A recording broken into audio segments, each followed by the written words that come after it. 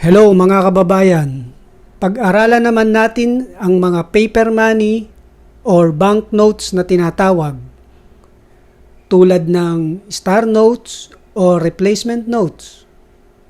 Pati na rin yung printed notes na tinatawag. Yan ang ating aalamin. Mag-subscribe ka kung bago ka sa channel ko. Marami pa akong tutorial na i-upload. Maraming salamat po.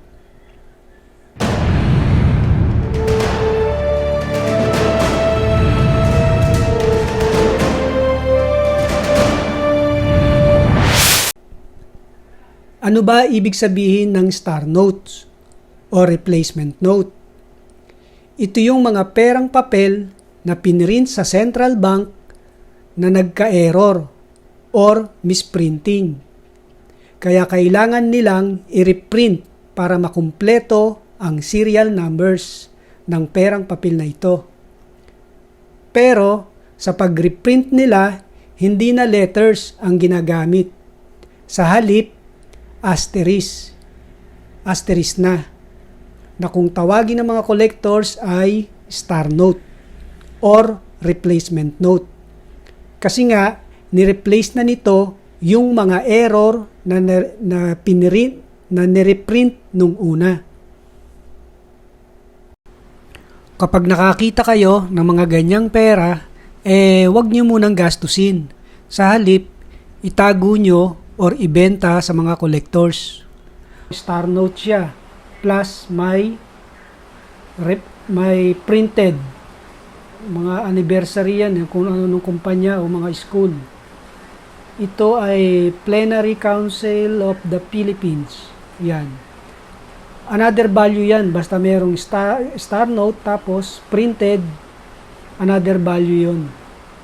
O kaya kahit hindi siya star note pero printed siya, collector's items din yan. So, binibili yan. Kaya wag nyong gagastusin. I-post nyo at ibenta nyo. Ito naman, Ateneo Law School. Printed siya ng Ateneo plus star note siya. So, pagka ganyang kombinasyon, mas mataas ang value niyan. More or less 500 pesos. More than pa. Lalo na pag maganda ang kondisyon, uncirculated. Ito naman, UP College of Law, University of the Philippines. Printed din siya, plus star note din. So, another value yan. Ito namang isa,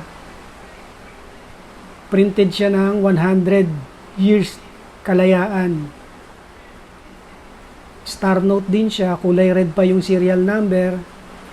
Ito mga 4 to 5 years ago, mga 800 pesos yung nakita kong bentahan ito.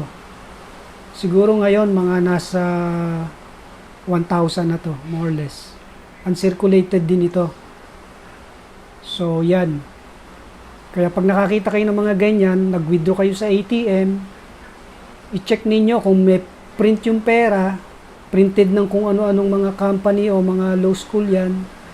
Tapos check nyo na rin kung asterisk. Kahit isa lang dyan, printed o kaya asterisk man, may additional value yan. Ito naman, 5 centavos, English series to. Yan, kung makikita nyo, star note din siya. Actually dito star talaga nakalagay, hindi asterisk Star note siya.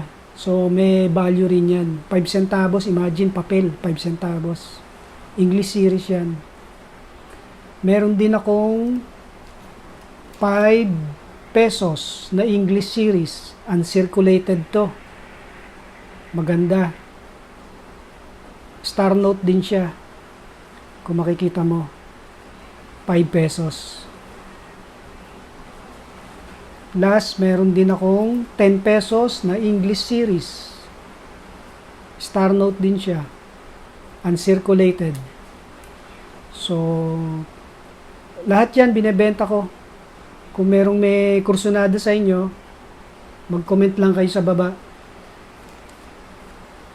Maraming salamat.